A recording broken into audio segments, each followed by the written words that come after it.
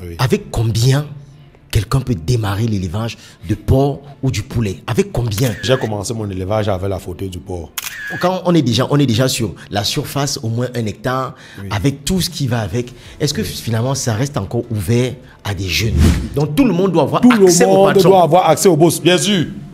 Tout le monde doit avoir accès au boss. Chez moi, c'est comme ça. Parce que moi, je dis d'abord qu'il n'y a pas de boss. Ouais. C'est pour ça qu'on dit que l'élevage de poulet, comme on dit la vie du poulet, c'est la vie du poulet, c'est la vie du poulet. Donc, le poulet doit manger et boire. C'est comme ça. Manger Mais et boire. c'est une erreur fatale. Oui. Le fait de ne pas maîtriser le secteur d'activité dans lequel tu te lances. Très grave erreur. Mieux vaut tu manger l'argent. Donc, tu viens à barbecue, il avec ça. On dit président, il a commandé 10 casiers.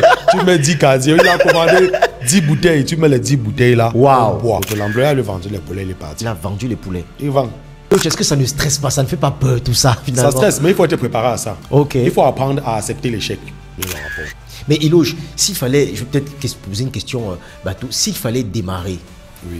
par une activité entre l'élevage du porc, Oui. poulet de chair Oui. ou poulet pondeuse, Oui. par quoi commencer?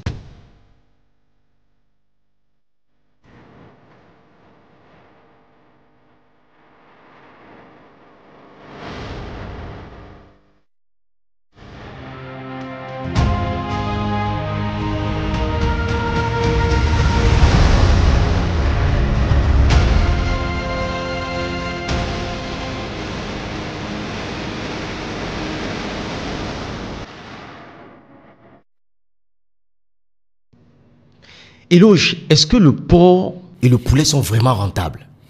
Bien évidemment. Le porc et le poulet, c'est une très grande richesse. Et c'est une activité je dirais même très rentable. Mais aujourd'hui, tout le monde veut, ça passe dans la tête de tout le monde. Tout le monde veut faire au moins le porc ou lancer sa vague de poulet. Mais est-ce qu'il n'y a pas un piège derrière tout ça? Bon, il est bien vrai qu'il y a un piège comme toute autre activité. Avant de lancer une activité, vous devez prendre la peine de bien maîtriser l'activité avant de vous lancer à l'intérieur. C'est comme tout autre business. Si par exemple, vous voulez faire dans la communication et que vous ne prenez pas la peine de vous former ou de prendre les conseils auprès des grands communicateurs, ce qui est sûr, vous n'allez pas faire grand chemin dans cette activité. Ouais. C'est pareil pour l'élevage. Ça veut dire, si tu veux être un grand éleveur, si tu veux réussir ton activité, il faut prendre la peine de te rapprocher de ceux qui ont déjà fait ce que tu veux faire. À défaut, tu vas apprendre par tes échecs. Donc, il y a plusieurs manières de réussir son activité. Absolument. Mais déjà, l'inconvénient, lorsque tu apprends par les échecs, tu perds beaucoup d'argent. Ouais. Et parfois, ça peut arriver au niveau du découragement. Donc, c'est pour ça que vous allez voir de nos jours, on interpelle tous ceux qui veulent se lancer dans cette activité de prendre la peine de bien maîtriser l'activité avant de se lancer. Est-ce que tu as déjà accompagné des gens et ils ont échoué quand même? Bon, je dirais oui. Je dirais oui. Parce que l'élevage, c'est une activité très compliquée aussi. Vous voyez. Il y a par exemple, comme en élevage porcin, il y a des gens que j'ai déjà eu à accompagner du début du projet. Combien de porcs? On commence par combien de têtes, par exemple? Bon, chacun commence en fonction de ses moyens, hein, en fonction de ses objectifs de production. Donc, il n'y a pas un montant fixe pour débuter le projet.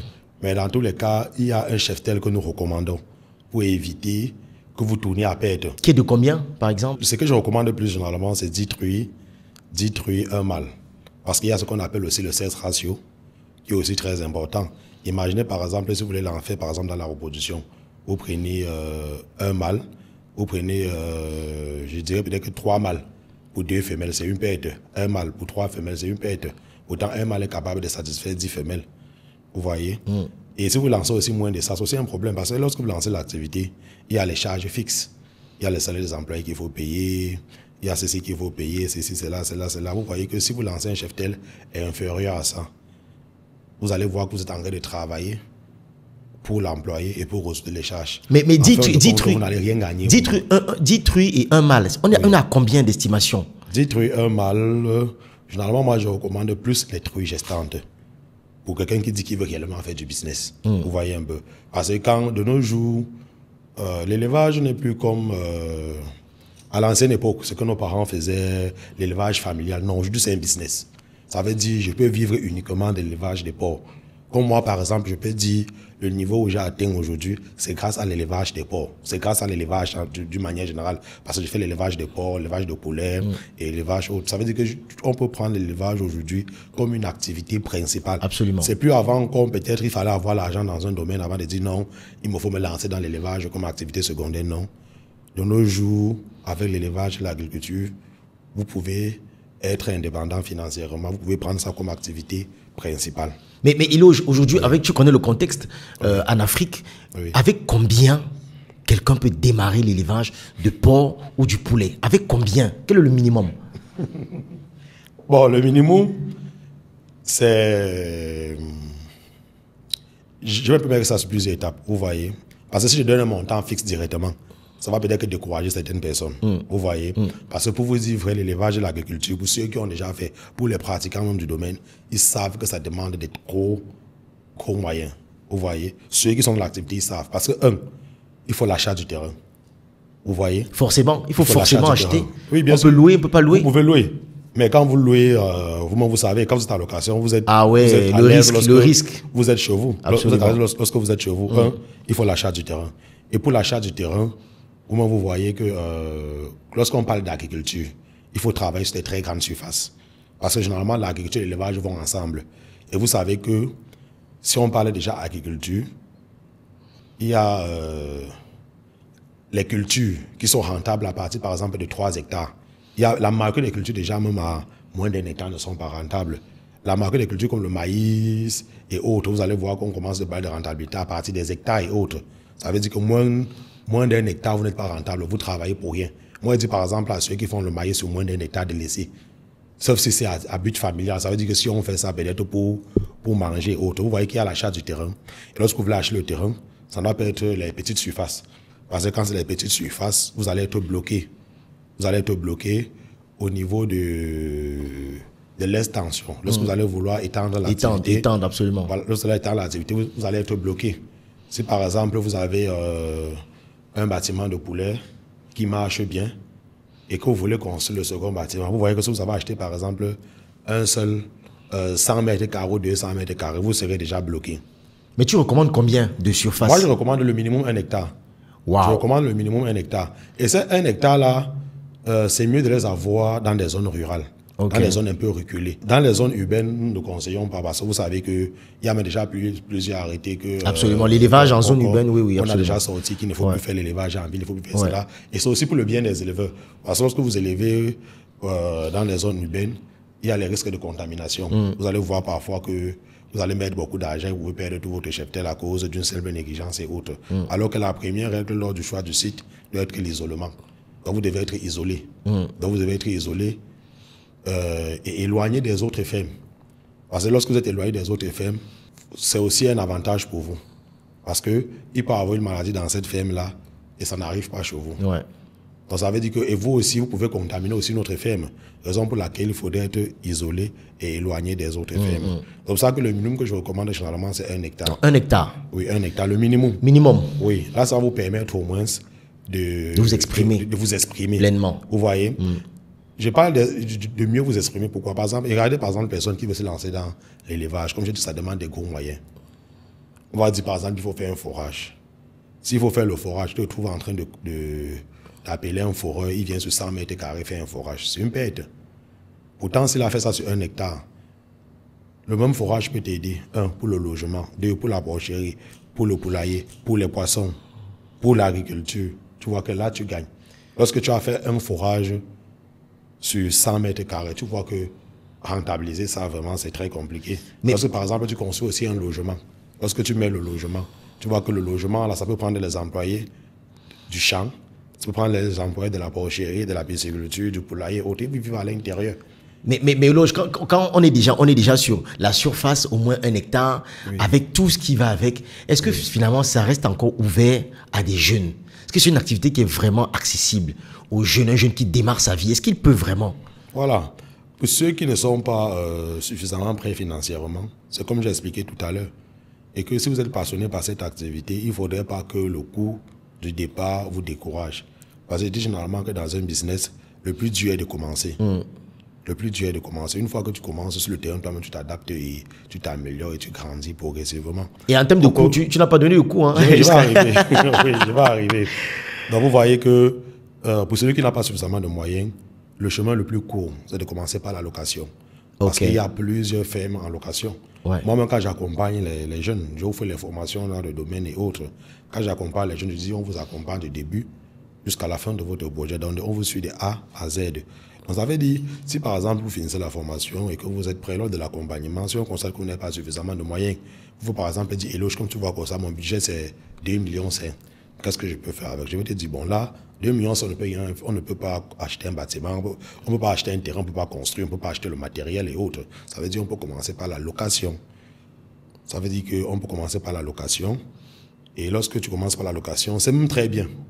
Et aux gens de la diaspora, même généralement, c'est ce que je recommande. Parce que vous savez qu'il y a plusieurs personnes de la diaspora qui aimeraient investir dans l'élevage et l'agriculture. Sans vous mentir, je ne peux pas passer une journée. C'est encore au moins 20 personnes de la diaspora qui me contactent. Vous voyez? Je dis, je ne peux pas passer une journée. C'est encore au moins 20 personnes de la diaspora qui me contactent. Moi, j'ai les groupes WhatsApp. J'ai 3 groupes WhatsApp accompagnement diaspora. Avec 1000, donc pratiquement 3000. Pas uniquement les Camerounais, les Africains en particulier. Mais Eloge, est-ce qu'ils peuvent lancer ça à distance? On connaît les projets qui crachent quand on est de la diaspora et le suivi. Est-ce qu'on peut réussir? C'est ça que je voulais expliquer. Donc vous voyez que généralement, cette activité tente plusieurs personnes de la diaspora. Oui. Et généralement, ils ont aussi peur. Ils ont aussi peur. Est-ce que je peux? Est-ce que la famille? Est-ce que telle personne? Le suivi, la vente, comment ça va se passer? Oui. Est-ce que ça va se passer? Voilà. Donc généralement, pour ces gens-là, moi, je leur recommande de commencer par une phase pilote. Dans la phase pilote, ça veut dire on commence petit. Donc on peut commencer par la location d'une ferme, comme j'expliquais tout à l'heure. On loue un bâtiment. Parfois, les bâtiments ont le matériel. S'il n'y a pas le matériel, tu complètes tout simplement le matériel et tu lances la production. Maintenant, lorsque tu lances maintenant, ça te permet maintenant de maîtriser déjà l'activité. Absolument. Ceux que tu travailles avec, ça peut être tes frères, ça peut être un ami que tu as laissé au pays, ça peut être, vous voyez un peu, vous travaillez ensemble. Et au fil du temps maintenant, ça vous permet de maîtriser l'activité. Vous maîtrisez l'activité. Tu vois avec qui réellement tu peux travailler. Ceux qui sont réellement avec toi, ceux qui sont sérieux, ceux qui vont se retirer de ton projet et autres. Vous voyez, vous travaillez ensemble, vous travaillez. Vous essayez d'agrandir la production progressivement. Et l'erreur aussi, comme je dis toujours, on commence toujours petit. Hein? On commence toujours petit. C'est ça que je commence toujours une phase pilote. Que ce soit sur votre site ou si vous êtes en location, vous commencez par une phase pilote. À l'élevage, ce n'est pas comme d'autres activités où on dit que non, on commence, bam, non. Même si tu as 100 millions à mettre en élevage, nous, on te recommande de commencer. Toujours la phase pilote. Toujours la phase pilote. Ouais. Toujours la phase pilote. Je dis bien, même si tu as 400 millions que tu veux investir, même si tu as le meilleur docteur vétérinaire qui te suit, tu as ceci, non. On te recommande de commencer par une phase pilote. Pour ne pas lire après. Imagine par exemple quelqu'un qui veut faire dans l'élevage de pondeuses. L'élevage de pondeuses, où on te dit que la poule va commencer à pondre à partir de 6 mois.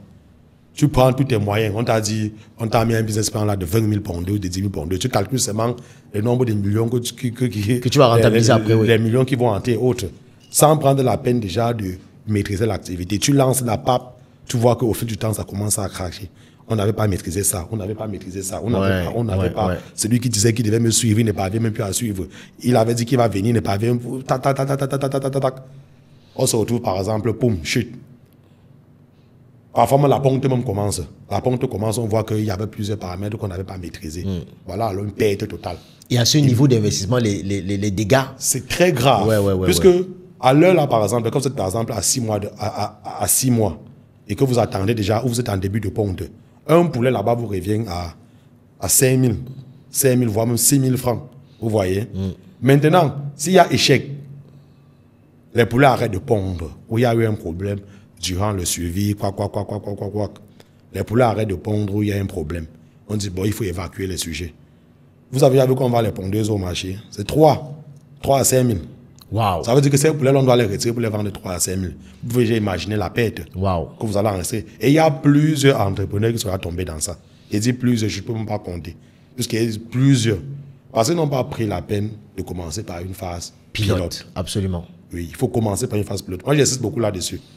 on prend la peine de maîtriser l'activité, on grandit d'abord avec cette petite activité. Ça veut dire qu'on commence avec, par exemple, avec 1000, on quitte des 1000, on part à 1500 ou 2000, 2000, 3000, 4000, jusqu'à qu'on voit que oui, c'est bon. Ouais. On dit maintenant que bon, le projet là, allons-y maintenant. Allons-y maintenant. Et ça, tu vas nous en parler.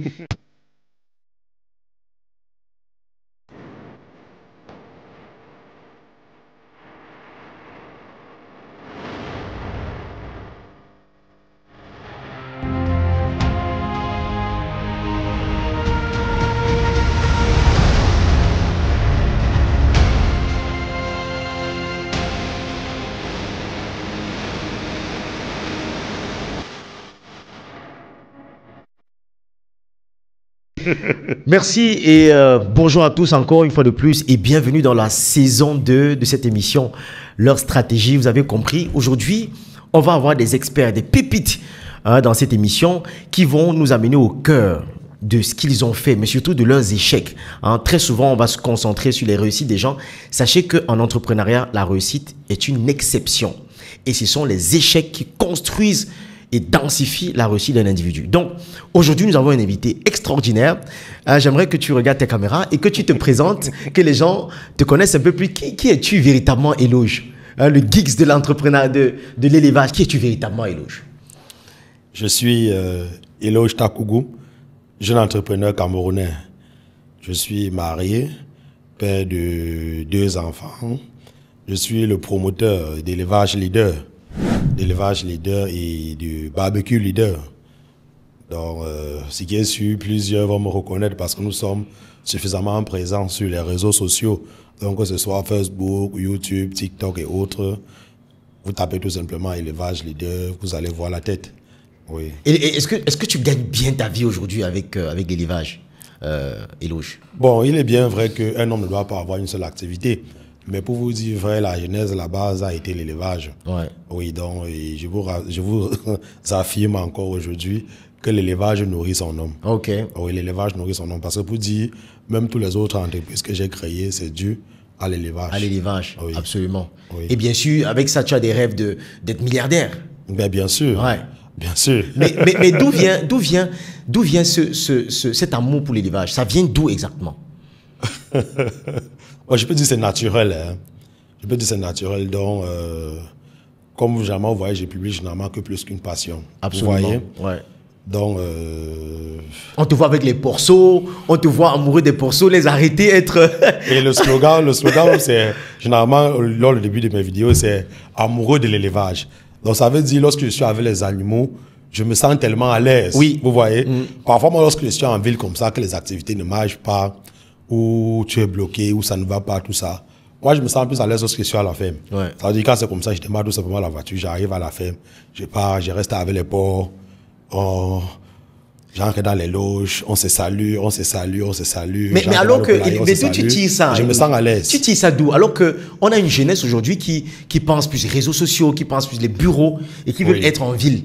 Pourquoi toi, tu fais le chemin arrière et tu vas être dans les loges avec les porceaux, les poulets? D'où ça vient en fait? Est-ce que c'est un parent? Tu as grandi dans ça ou bien?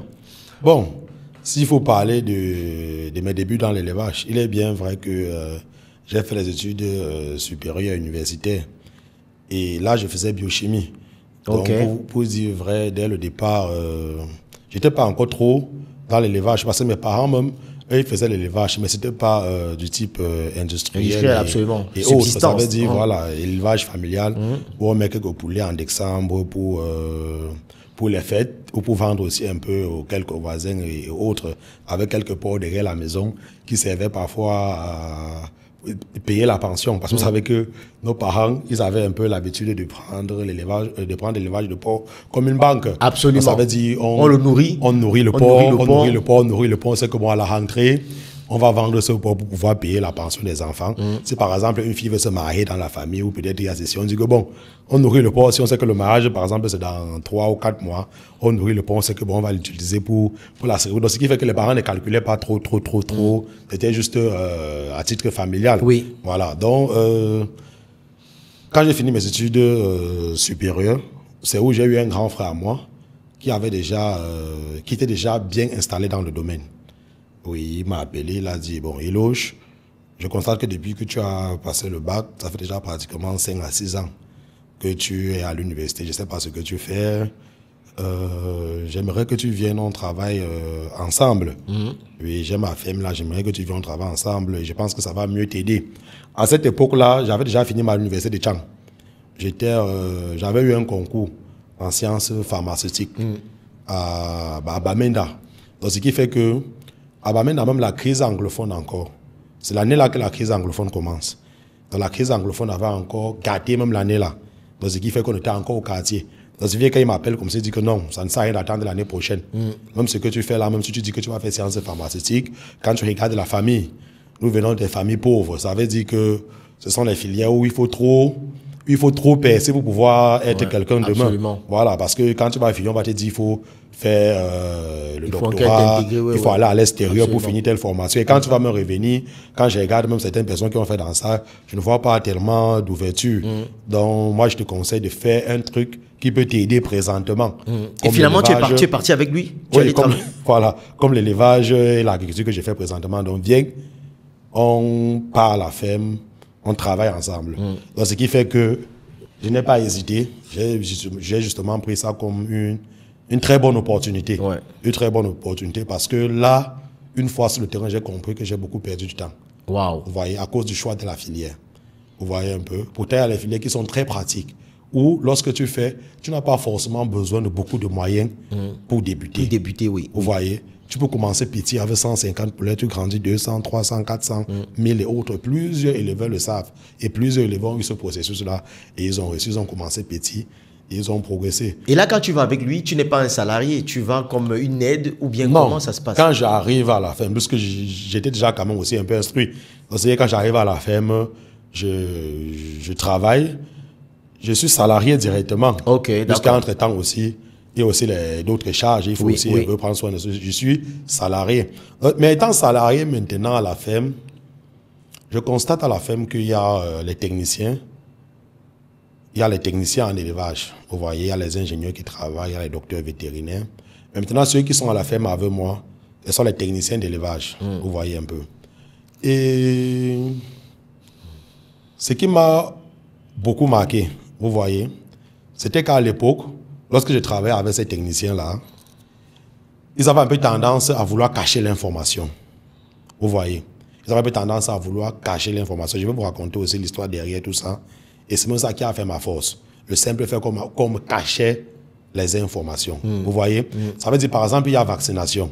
On veut faire la vaccination. Le technicien, lui, il veut tout simplement que tu sois son manœuvre. Vous voyez? Mais moi, étant instruit, je pose un peu les questions. Je suis élevé, je pose les questions. Mais lui, il te fait comprendre que c'est un secret professionnel. Vous voyez un peu, il te fait comprendre que c'est un secret professionnel. Ce qui fait que moi, j'ai décidé d'arrêter. J'avais un bon salaire. Pratiquement le même salaire que les techniciens, il était un peu supérieur. Mais j'ai décidé d'arrêter et de rentrer me former encore. Waouh.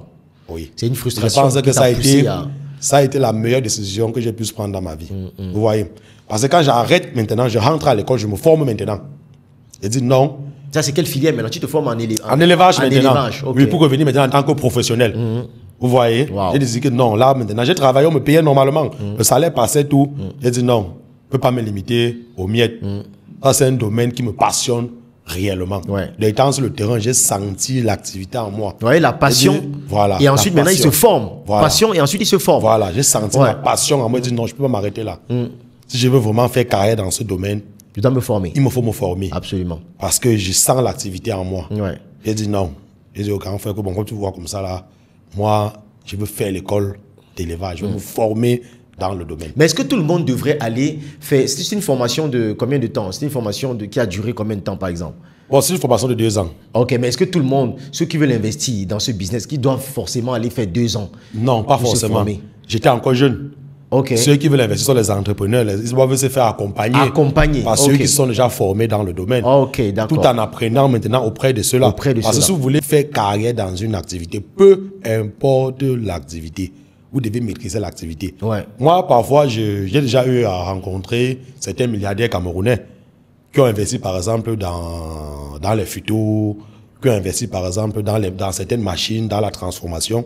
Mais quand tu te rapproches d'eux, ce n'est pas le domaine, mais ils t'expliquent Ça veut dire qu'avant de faire venir une machine comme ça, il t'explique de A à Z le processus. Parfois, il part même se former. C'est lui qui vient expliquer à ses employés même, où il fait venir l'expert et lui-même il maîtrise l'activité. Il n'est pas étranger à son business. Ça veut dire que peu importe le business que tu fais, tu ne dois pas être étranger à ce business. Absolument. Une fois que tu es étranger à ce business, rassure-toi, cette activité sera déjà handicapée. Même avant le lancement. Ouais. C'est-à-dire c'est une erreur fatale. Oui. Le fait de ne pas maîtriser le secteur d'activité dans lequel tu te lances. Très grave erreur. Et mettre l'argent dedans. Très grave erreur. Mieux vaut tu manger l'argent. Donc tu viens à barbecue, il vient avec ça. On dit président, il a commandé 10 casiers. Tu mets 10 casiers. Il a commandé 10 bouteilles. Tu mets les 10 bouteilles là. Waouh. Au lieu de te lancer dans une activité, surtout l'élevage que tu ne maîtrises pas, Wow. tu n'auras que tes yeux après pour pleurer. Et la manière que ça demande beaucoup d'argent, généralement, même si tu n'es pas dur, tu vas passer au découragement. Wow. Donc, si tu vois que tu ne peux pas maîtriser l'activité avant de te lancer, mange l'argent là. Mais Eloge, je voudrais qu'on rentre dans les échecs, parce que on voit beaucoup les réussites. Oui. Est-ce que quels sont tes plus gros échecs, Oui. tu vois, dans cette activité-là, dans ce business-là? Quels sont tes plus gros échecs? Bon. Est-ce que tu as lancé les banques, tu as perdu? Quelle est la réalité? Je veux qu'on touche du doigt la réalité de ce terrain-là. Bon, pour vous dire vrai, l'élevage, vraiment, il y a beaucoup d'échecs à l'intérieur. Vous voyez, ce sont les poulets qui meurent constamment. Ce sont les employés qui vous volent. Qui volent. Voilà. Moi, j'ai déjà eu à lancer une bande. J'ai déjà eu à lancer une bande lors de la fête de Pâques, où j'étais en ville dans mes consultations et autres. L'employé a vendu les poulets, il est parti. Il a vendu les poulets. Il vend. Donc, il sort comme ça, comme si rien n'était. Il part en ville, il cherche une voiture. Il cherche une dinala, il dit, gars, j'ai les poulets à la ferme. La voiture entre, ça charge, ça part. Puisque lui, il a la ferme, ça ne peut pas attirer l'attention des gens. Parce que parfois, tu peux faire confiance à une personne. Quand il vend même les poulets, on se dit que non, sûrement, il a eu l'autorisation du boss pour le faire. Il vend les poulets. Mais il s'attend parce que tu saches qu'il il encaisse l'argent. Oui. Et il part. Ah, ok, il quitte le chantier, il part définitivement. Oui, certaines personnes vont rester avec toi. Moi, j'ai déjà tout vu. Et moi, certains employés qui restent avec toi parce qu'il prépare son voyage. Il ne te dit pas. Il fait ses papiers. Il ne te dit pas. Il prépare. En réalité, là, les projets sur tes ports. Wow. Tu vois, il prépare. Il sait que le billet d'avion, là, comme ça, ce sont tes ports. Ils sont tes ports qui vont... Ils sont tes ports qui vont... Oui, bien sûr. Il prépare. Il fait ses papiers. Il fait tout. Après, bon matin, tu te lèves comme ça. On t'appelle que, oh, boss, il n'y a plus les ports. Il n'y a plus les ports ici. On est arrivé comme ça, que tous les trucs gestants là, comme ça, là, on a sorti. Tu arrives, tu constates que la voiture a garé la nuit. Les gars ont chargé comme si c'est le boss qui avait donné l'autorisation. Et ils sont partis avec. Wow. Après, tu appelles le gars. Si tu appelles le gars, ça passe. Parfois, tu te lèves le matin comme ça, mais après 3 jours, tu vois seulement une photo à Dubaï. Ou une photo peut-être d'un autre pays. Voilà, mais ça, c'est un problème d'ordre quoi, humaine, ressources humaines. La ressource humaine, pour dire, c'est ce que les entrepreneurs vivent au quotidien.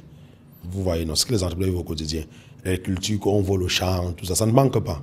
Vous voyez. C'est pour ça qu'à chaque fois qu'on est touché, on essaye d'être plus vigilant, de renforcer les mesures de sécurité et autres pour sécuriser nos exploitations.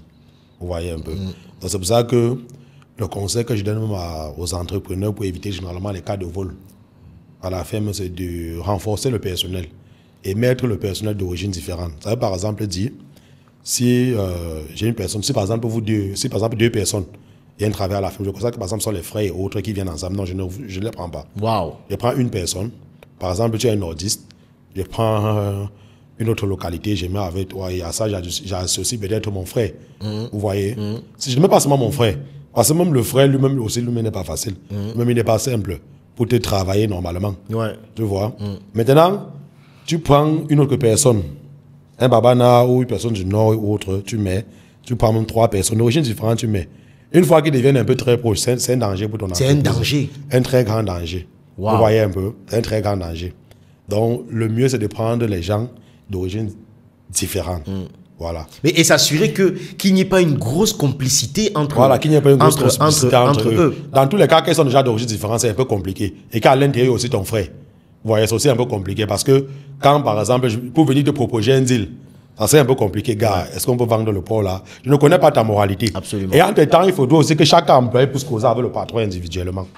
Parce que l'erreur qu'on commet généralement, c'est que le patron dit que non, je veux causer qu'avec une seule personne. Ok. Vous voyez? Quand tu causes qu'avec une seule personne, c'est un très grand danger pour une entreprise. Cause avec tous tes employés, du leader jusqu'au dernier. Ouais. Ça veut dire que tu te lèves aujourd'hui, comme ça, tu décides d'écrire toi, c'est lui à l'intermédiaire. Tu nous laisses le chef.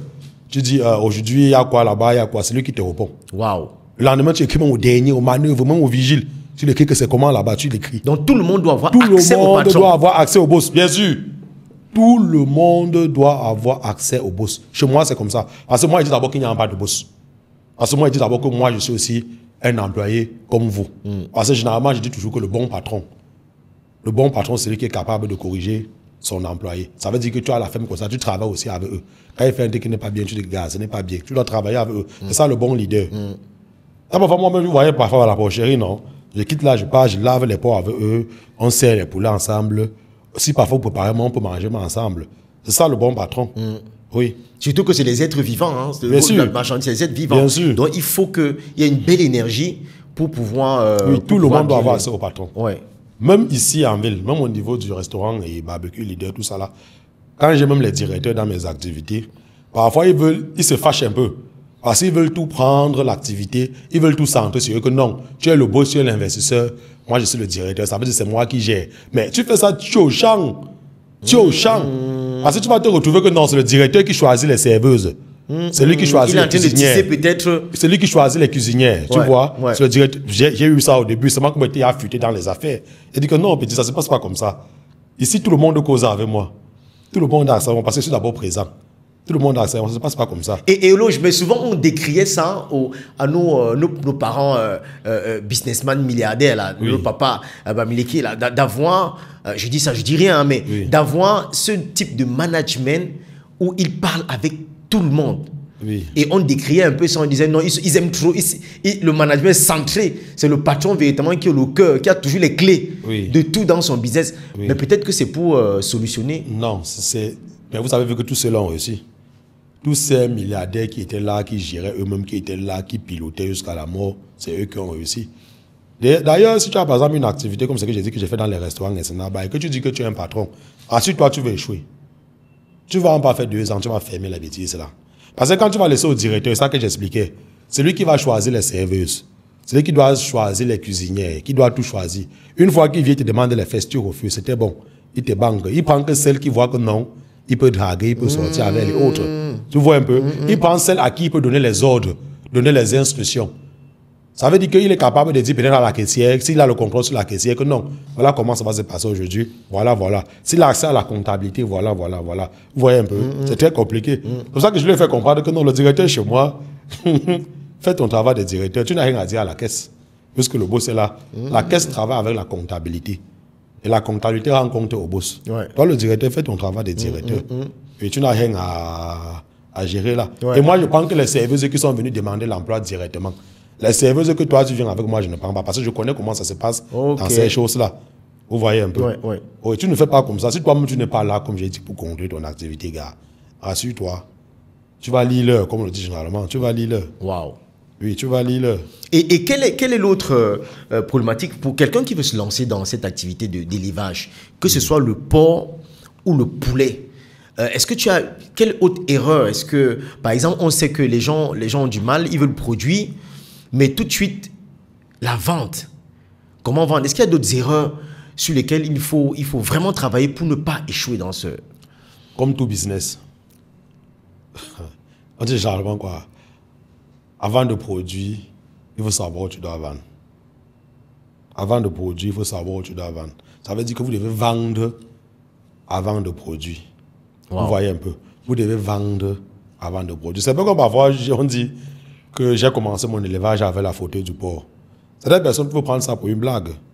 Mais alors qu'en réalité, en termes de marketing, j'ai commencé mon élevage avec la photo du porc. Avec la photo du J'ai porc. commencé mon élevage de porc avec la photo du porc. Alors qu'en réalité, c'est Ça veut dire quoi? Ça veut dire quoi? apprendre. Ça veut dire qu'en réalité, vous devez vendre Ok. avant de produire. Ok. Ça veut dire, je viens, je présente par exemple telle race de porc. Vous voyez? Quand je constate que bon, il y a beaucoup de demandes, il y a beaucoup de ceci, je sais pas maintenant, je me lance dans la production. Ok. Vous voyez un peu. Pourtant, si je suis dans la production et que je ne sais pas où vendre, je vais tomber. Parce que généralement, plusieurs éleveurs abandonnent parce qu'ils ne savent pas. Ils n'ont pas pris la peine de maîtriser le marché. Ils n'ont pas... Chaque éleveur doit avoir les notions en marketing. Une fois que tu as les notions en marketing, rassure-toi, ton échec n'est pas loin. Oui. Oui. Et souvent, on voit des gens qui produisent le poulet. Allons sur le poulet, les banques de poulet bientôt en décembre. Les gens produisent le poulet. Et ensuite, les poulets grandissent. Et là, on commence à réfléchir.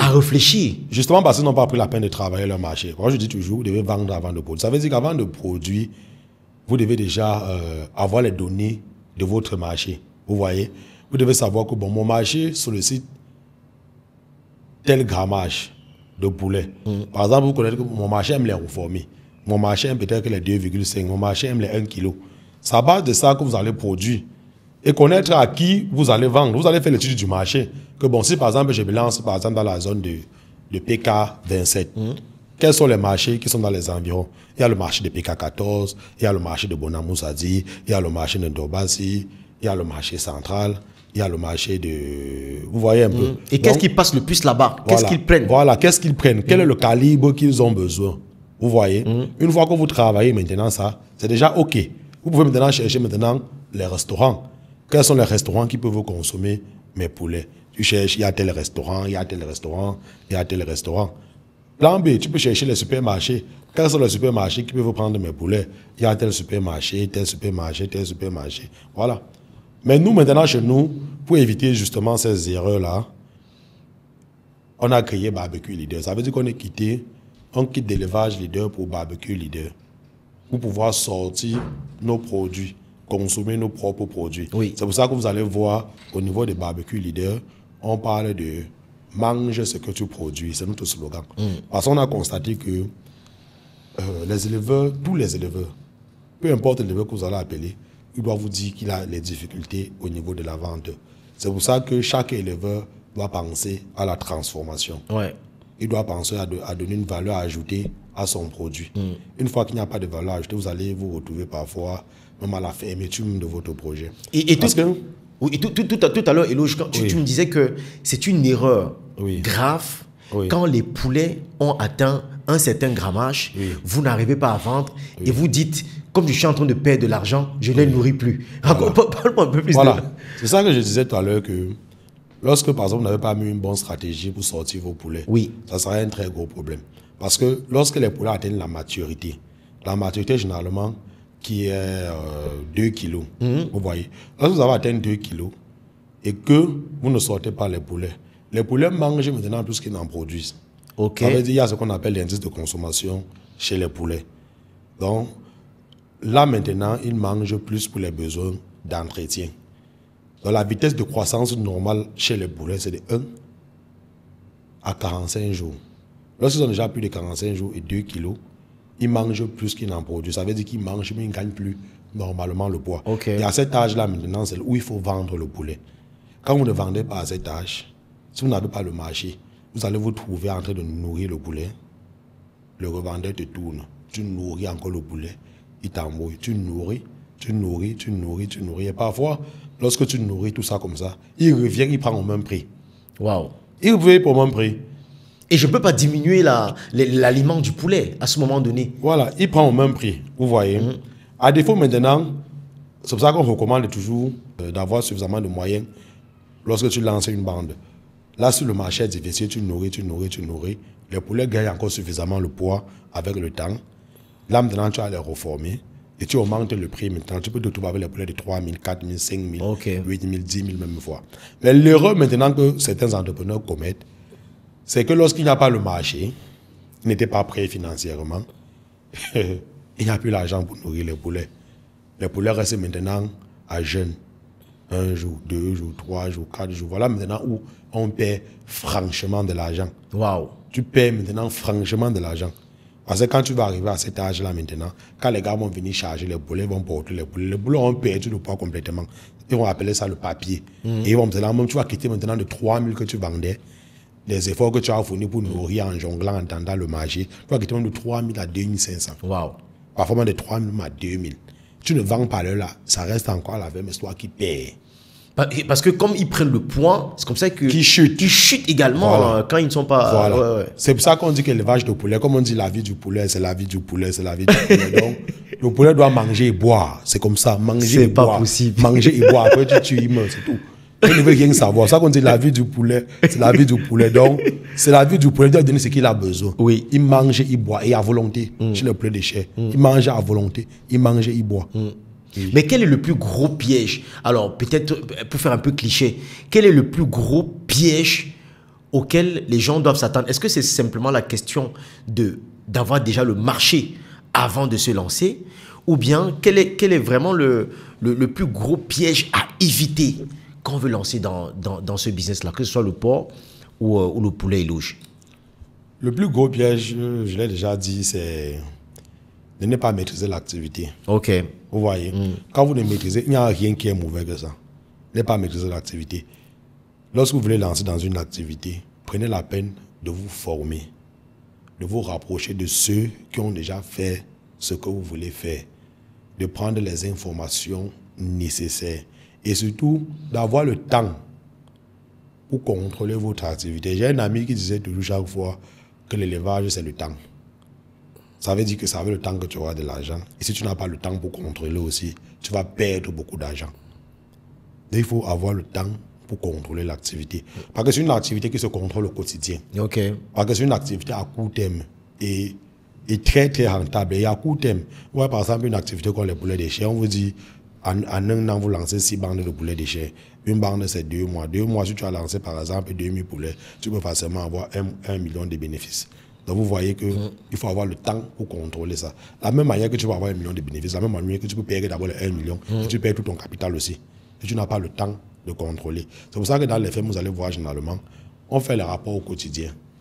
Donc, ça veut dire, par exemple, avec les nouvelles technologies et autres, lorsque, par exemple, on lance une banque, on crée directement, le groupe, on met le rapport. Chaque jour, rapport de la ferme. 1 mois enregistré, un sac d'aliments servi, tel médicament administré, observation, tu mets, sortie de poulet, tu mets. Donc le boss, normalement, même s'il ne part pas à la ferme chaque jour, il doit contrôler l'activité, avoir le rapport chaque jour. Le rapport de la ferme ne se cumule pas. On ne cumule pas le rapport de la ferme. Ça veut dire, moi, par exemple, quand je passe une journée sans avoir le rapport, c'est un problème. Le lendemain, à 6 h avant de faire une activité, moi, c'est 5 heures à la ferme. Il faut que vous me donniez le rapport. Mais Eloge, s'il fallait, je vais peut-être poser une question bateau, s'il fallait démarrer par une activité entre l'élevage du porc, poulet de chair ou poulet pondeuse, par quoi commencer? Par quoi commencer? Oui. La réponse est déjà là. Il faut commencer par l'élevage de poulet de chair. Pourquoi? Parce que c'est une activité à court terme.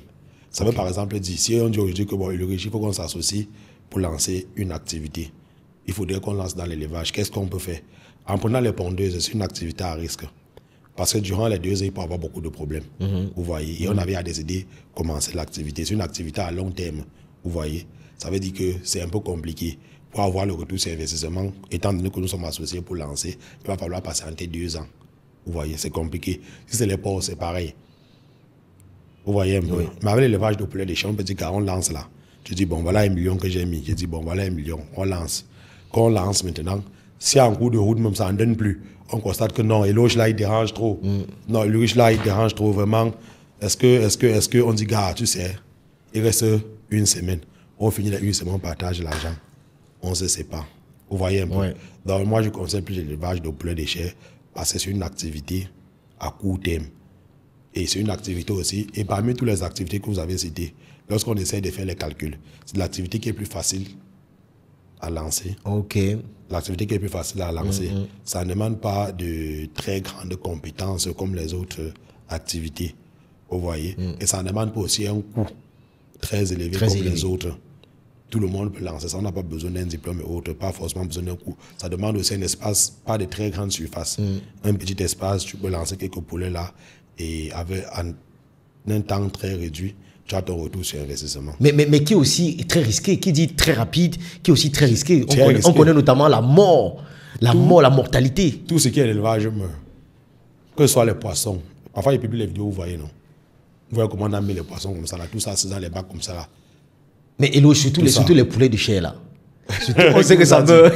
Tout ça meurt. Que ce soit les lapins, tu mets les lapins comme ça, la maladie balaie. Tu mets les pondeuses, la maladie balaie. Tu mets les porcs. Les poulets de chair, c'est quoi par rapport au porc? Ah bon? Un éleveur de poulet de chair peut dire quoi? Quelqu'un qui a les porcs, les poules. Le porc est plus risqué. Le porc est plus risqué que. Le porc est plus risqué, ça a plus d'argent que en termes d'investissement. L'investissement du porc, c'est pas l'amusement comparé au poulet de chair. Tu vas dire quoi pour porc? Cette année-ci, actuellement, je ne peux pas compter le nombre de fermes. Le nombre de fermes cette année-ci. Les fermes qui ont eu la peste. On dit la peste, ça veut dire une maladie vient comme ça met tout ton cheptel à terre. J'ai bien dit tout ton cheptel à terre. Donc tu avais pratiquement 400, 1000, 1500, 3000 porcs. Ça met tout à l'aise.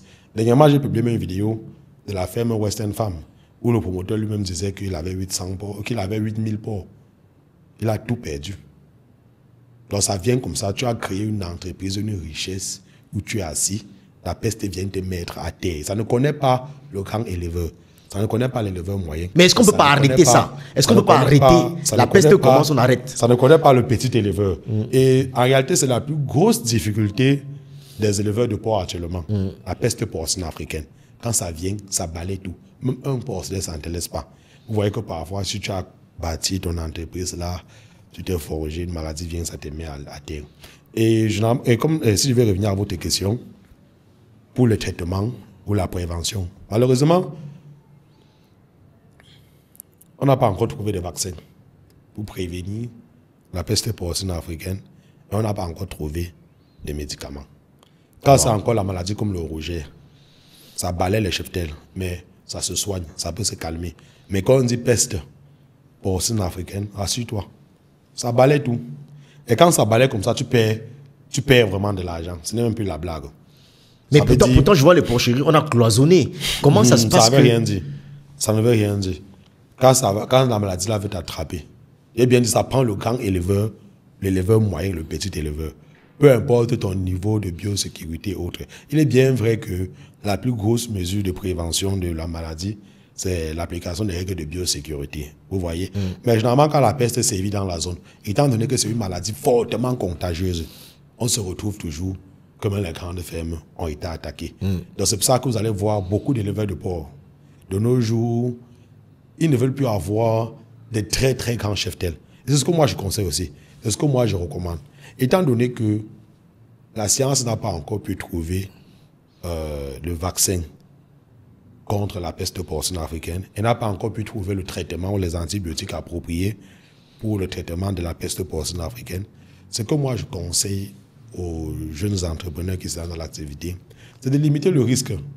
Mais en plafonnant le... C'est de limiter le risque. Vous voyez, lorsque vous produisez et que les sujets atteignent 100 kilos, vendez. Ça ne sert à rien de stocker. Si tu aimes trop le porc, c'est le porc là encore qui risque de te tuer. Vous voyez. C'est pour ça que parfois, vous voyez, quand j'entre à la ferme, je m'amuse parfois et dire que non, toi, tu vas sortir. Toi, celui-ci est là après pour la boîte. Cette personne dit que donc, tu faisais comme ça pour tuer. Mais c'est normal. C'est la viande. Ouais. Quand il atteint le poids, soit avec le tu tues. C'est comme ça, oui. C'est ça. Si tu aimes trop le porc, c'est le porc là qui va te tuer. Wow. Donc, généralement, c'est ça que je dis, que lorsque vous voulez vous lancer dans ça, il faut un peu limiter le risque. Ça veut dire, généralement, le plus gros risque, la maladie là apparaît généralement plus en saison pluvieuse. Ça veut dire, moi, par exemple, moi, j'ai mon système. Moi, en saison pluvieuse, même si la maladie m'attrape, moi, je n'ai plus moi trop de problèmes. Parce que durant le reste des saisons, je prends la peine d'accélérer la production. Avant la saison pluvieuse, je casse. Je diminue le cheptel. Ok. Vous voyez, je diminue le cheptel. De telle sorte que même si la maladie apparaît, le cheptel qui me reste, je peux contrôler ça facilement. Parce que parfois, je retrouve dans certaines fermes où on a stocké les porcs, stocké, et la maladie est venue. Tu constates que c'est où le propriétaire il a beaucoup perdu. On voit les porcs qu'on porte, on enterre, les porcs qui meurent, les porcs qui meurent. Ah ouais, parce que quand le porc est atteint de cette peste-là, on ne peut plus consommer. Non, ça ne contamine pas l'homme. Ce n'est pas une zoonose. Donc on peut consommer. On consomme. Il faut tout simplement bien faire cuire la viande et on consomme. On abat tout simplement pour limiter le risque de contamination. Ok. Mais ça se retrouve dans les marchés? Non, mais généralement, pour les marchés, vous voyez, oui. Pour les supermarchés autres, généralement, eux, ils préfèrent plus les viandes saignées, vous voyez, parce que il y a plusieurs religions aussi qui ne consomment pas les viandes mortes et autres, les viandes étouffées. Vous voyez? C'est pour ça que certains animaux doivent être abattus selon les normes. Halal, comme on dit souvent. Mais halal, il ne connaît pas le porc. Halal, c'est pour les poulets. Ah, ok. Halal, c'est pas. Halal, ils ne connaissent pas le porc. Voilà. Naturellement. Je parle simplement de certaines religions qui n'aiment pas les viandes étouffées et autres. Oui. Mais ça ne contamine pas l'homme. Donc, vous voyez, au particulièrement la peste ou l'assassinat. C'est pour ça que vous voyez, quand la marque des éleveurs ont la maladie et qu'ils perdent beaucoup d'argent, l'idéal serait de sortir les bêtes. Vous voyez, sortez les bêtes lorsque vous constatez que vos porcs sont atteints. N'attendez pas que ça meure à la ferme. Parce que plusieurs personnes, généralement, ce qui tue les éleveurs, c'est que quand ils sont atteints de cette maladie, ils veulent à tout prix soigner. Pourtant, on ne soigne pas la peste porcine africaine. Tous ceux qui disent qu'ils sont la peste porcine africaine actuellement sont les charlatans.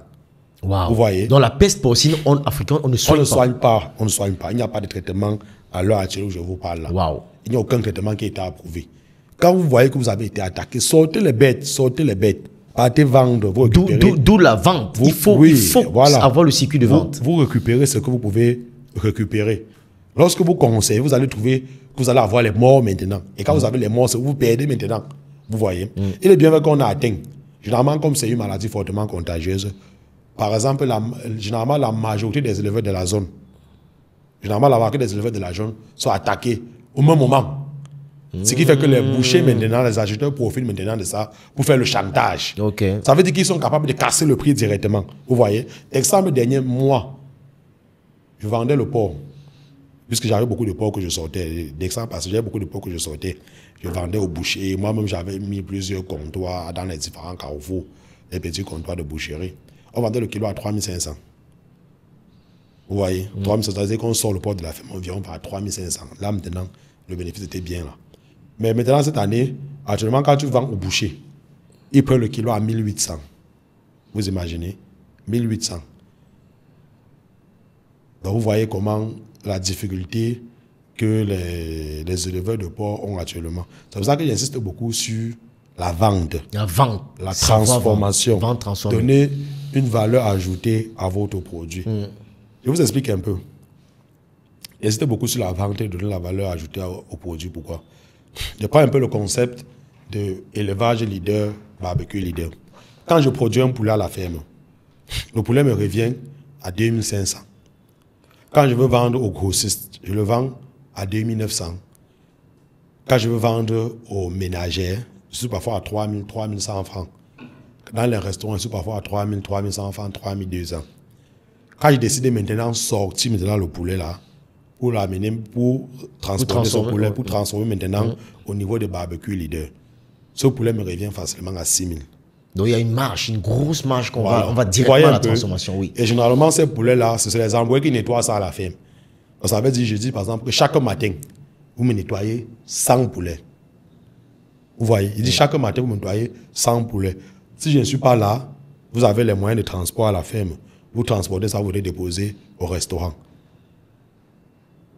Une fois déjà qu'ils ont nettoyé, vous voyez que même au niveau du nettoyage, je gagne déjà de l'argent. Parce que le nettoyage, généralement, au marché, on a les 100 francs, 150. Tu gagnes déjà de l'argent là-bas. Ça veut dire que là, maintenant, tu as 2600. Supposons que tu as donné les 100 francs là. Ça arrive au niveau du restaurant. Si tu évalues peut-être les condiments, les assaisonnements et autres, tu vas voir que tu seras aux 3000 francs par poulet, au trop. Tu vois que tu quittes facilement de, disons, 2500 plus 1000 francs. Donc 3500 à 6000, 5500. Donc, tu vois que tu gagnes facilement 2000 par poulet qui entre dans ta poche directement. Contrairement à celui qui n'a pas travaillé ce marché. Celui qui n'a pas travaillé ce marché, non seulement il sera au niveau du chantage d'abord à la ferme. Le gars, le revendeur n'accepte jamais que le poulet est gros. Quand il vient te dire que ouais, le poulet c'est là mon frère, ouais, le marché est dur. Oui. Ouais, comme tu vois, comme ça, personne ne pleure comme les revendeurs de poulet. Wow. C'est un marché que je n'ai jamais compris. Vous voyez, c'est un marché que je n'ai jamais compris. Quand le revendeur vient dans ta ferme, il n'a jamais apprécié le poulet. Hein. Peu importe le calibre du poulet. Le gars a toujours un problème avec ça. Mais c'est une technique de négociation. Hein? Il essaie de négocier au rabais. Oui. Il dénigre d'abord. Oui, le poulet, c'est comme ça. Là, ça ne pèse même pas. Ça n'a pas la poitrine. Ça n'a pas le poids. Ouais, non. Il te fait d'abord bien le chantage. Et tu sais pourquoi ils font le chantage justement parce qu'ils savent que s'ils te laissent, tu dois encore nourrir. Et quand tu nourris comme ça, tu payes. Vous voyez? Ouais. Donc, ce qui fait qu'une fois que je vais barbecue leader, moi, je n'ai plus ce problème-là. Quand tu viens, c'est toi qui m'appelles. Tu me supplies, moi, ça en va en péteraco. Je me disais, ouais, tu dis que je ne vends pas mon poulet. Oui, oui. Je n'ai pas 3000, non. Laisse mon poulet à la ferme. Ouais. Parce que tu vas le transformer toi-même. Voilà, Et avoir. Et en transformant, j'ai quand même plus. Ça veut dire que ce que je conseille aux éleveurs, ce n'est pas de lancer les grandes productions. C'est de maîtriser même la petite production qu'ils ont lancée. Vous voyez, par exemple, ce que je vous explique. Je vous explique que, à l'instant, par exemple, je vends des 1000 poulets, où le coût de revient est à 2500, et que je vends facilement peut-être à 500 000 le poulet. Vous voyez, je gagne facilement 1,5 million sur une bande de 1000 sujets seulement. Alors que pour gagner 1,5 million sur une bande de 1000 poulets, il faut lancer au moins 3000 poulets. Au moins. Et tu vends ça avec les difficultés, le stress, tout ce qui va avec. Vous voyez un peu. Alors que celui qui a lancé une petite bande est maîtrisé, il vend lui sans stress et il est tranquille dans son coin. C'est ce que moi je recommande aux éleveurs. Mais quand on voit finalement, on se comprend que ce business de l'élevage, c'est un business qui est très scientifique, mais ça demande aussi énormément de résilience. Comment on deal avec l'échec mentalement? Est-ce que finalement, il faut s'apprêter à voir les poulets morts? Est-ce qu'il faut plus être... il faut mentalement être fort? Pour dire la vérité, il faut être prêt. Il faut être prêt. Il faut être prêt à avoir les échecs. Donc ça veut dire généralement même, je dirais quoi?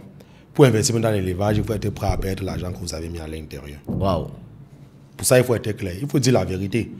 Parce que je ne peux pas compter le nombre d'éleveurs qui ont déjà eu à lancer une bande, par exemple, de poulets déchets. Ils sont levés le matin, ils ont vu que c'est tout mort. Moi, je ne peux pas vous raconter, je ne peux même plus compter le nombre de fois que moi-même, étant professionnel du domaine, moi, j'ai eu à perdre les sujets. Dans tous les cas, même déjà, vous devez être prêt à perdre quand vous lancez dans l'élevage. Parce qu'il y a d'abord les morts presque constamment dans l'activité.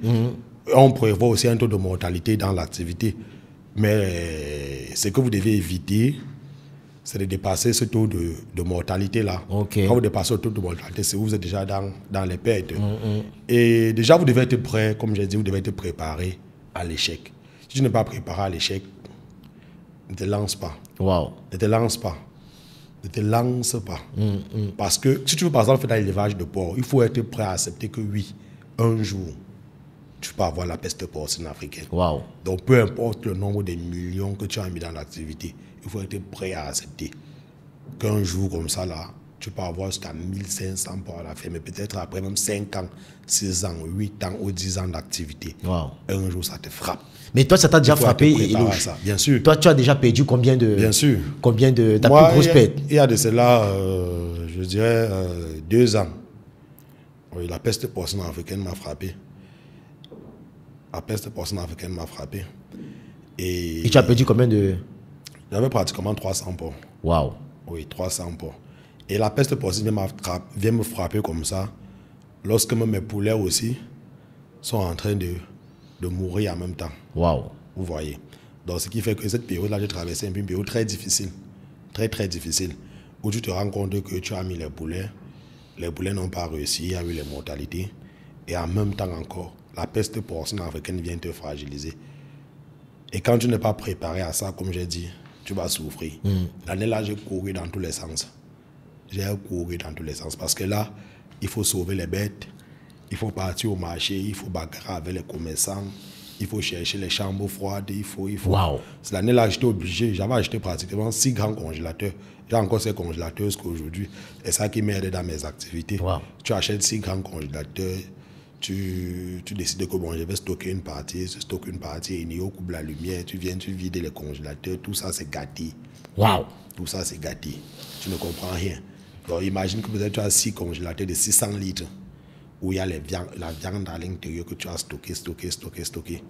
Et Néo te fait les coups, on dit délestage, il faut. Et ces grands congélateurs-là lâchent aussi très facilement. Tu te retrouves que toute la viande que tu as stockée, c'est complètement gâté. Il faut prendre et jeter. En temps aussi, à la ferme, on t'apprend qu'il y a les porcs qui sont morts, il faut enterrer. Tout ça, c'est très compliqué. Mais Eloge, est-ce que ça ne stresse pas? Ça ne fait pas peur, tout ça, finalement? Ça stresse, mais il faut être préparé à ça. Il faut apprendre à accepter l'échec. Il faut apprendre à accepter l'échec et à se relever. Apprendre de ses erreurs. Parce que quand je ne parviens pas à accepter l'échec, c'est où tu as maintenant échoué. Ça ne m'a pas empêché que l'année lorsque la maladie a baissé, j'ai relancé directement. On recommence toujours petit. Vous voyez, ça ne m'a pas empêché. Lorsque la maladie a baissé, novembre, j'avais relancé. Tu avais recommencé. Oui, je lance même 20 porcelets ou 30 porcelets. Je reconstitue mon cheptel avec. Il faut être prêt à accepter l'échec. Parce que généralement, certaines personnes échouent même parce qu'ils ont honte de recommencer. Vous voyez, on va dire, merde, le gars là, avec tout ce qu'il faisait, il a échoué. Il est devenu zéro, il n'a même plus un port, tout ça. Il dit parfois que même si ce verset comme ça là, c'est tout ce que tu avais, et que ça tombe, ça se brise le tout. Il faut avoir le courage d'accepter que oui, le verre que j'avais là, c'était moi le leader, c'est tombé. Ça s'est fissuré le tout. Tu pars là-bas, tu prends un seul petit morceau, tu reconstitues tout avec. Il faut avoir ce courage-là. Généralement, plusieurs personnes échouent parce qu'ils ont peur de recommencer. Ouais. Ça veut dire, ils disent j'ai échoué. Ils disent j'ai échoué. Et ils restent sur leurs échecs. Ils ne savent pas qu'en réalité, l'échec, c'est un maître. Ouais. L'échec vient normalement t'enseigner. Absolument. L'échec vient t'enseigner. Normalement, on doit prendre l'échec comme un maître qui nous enseigne. Parce que quand vous voyez la majorité de tous les hommes d'affaires, tous les grands entrepreneurs, vous ne voyez aucun grand homme d'affaires qui ne peut vous dire qu'il n'a jamais échoué. Ils ont échoué, mais ils ont fini par réussir. Finalement, la plus grosse force même finalement en entrepreneuriat, c'est le mental. Voilà, c'est le mindset. C'est le mindset. Voilà, il faut avoir un mental fort. Pouvoir accepter l'échec là et voir ce qui n'a pas marché et décider de recommencer en corrigeant les erreurs. Ouais. Parce que si tu acceptes seulement et que tu ne corriges pas, c'est encore notre problème. Il faut corriger ce qui n'a pas marché. On ne refait pas la même chose. Ouais, il faut valider ses la même chose différemment. Absolument. Voilà. On refait la même chose différemment. Parce que si tu commets encore, comme on dit parfois que tu as été bon, si tu es bon 2 fois, tu deviens bon. Donc ça veut dire que si tu tombes, si tu refais la même erreur 2 fois, c'est où tu as échoué maintenant. C'est où on peut dire que oui, tu as échoué. Et même jusqu'à là, tu échoues lorsque tu restes sur place. Donc, normalement, quand tu échoues, tu es censé accepter que tu échoues et faire la même et refaire différemment maintenant.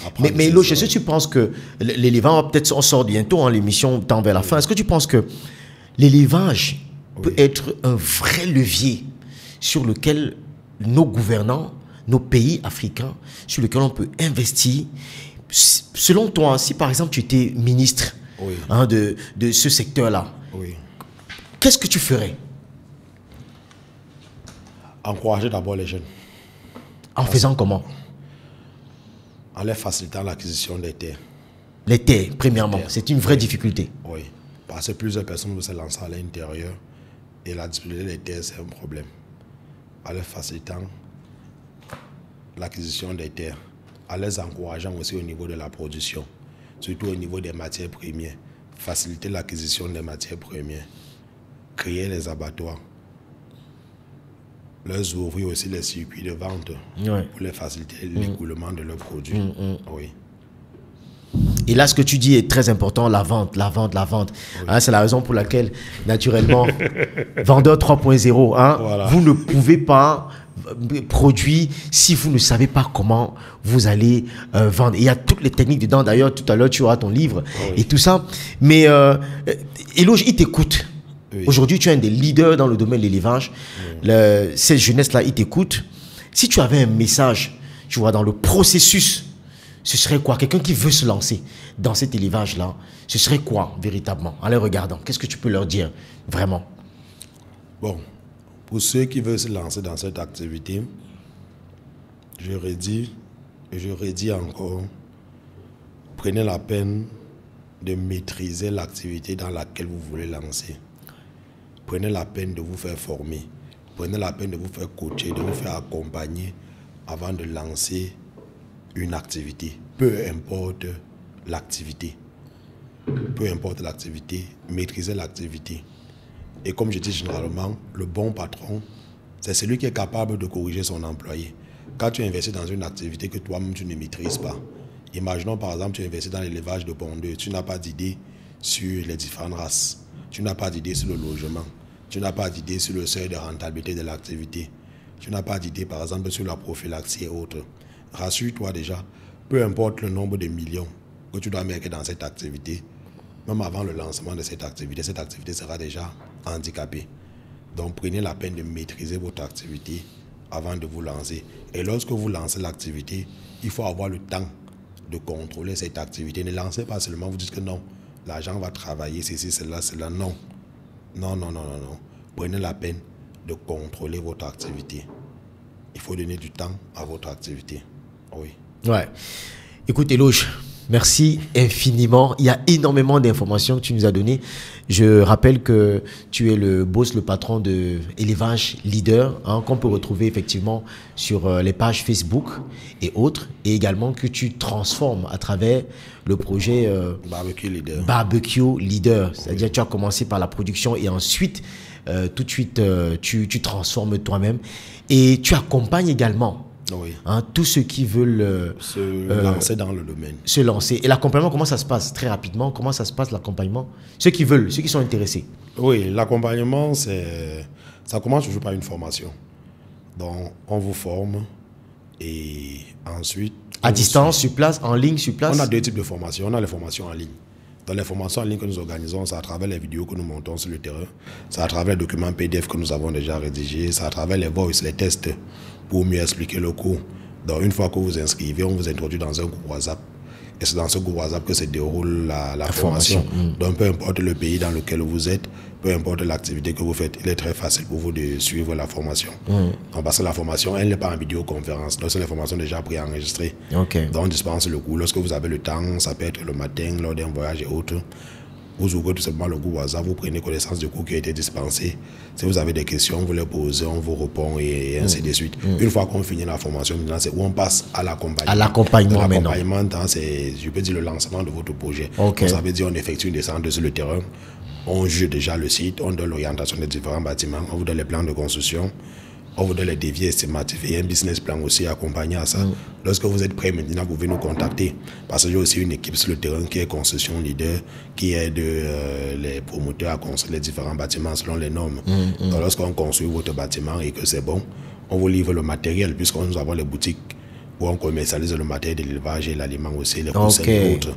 Donc on vous livre le matériel, on vous livre les poussins.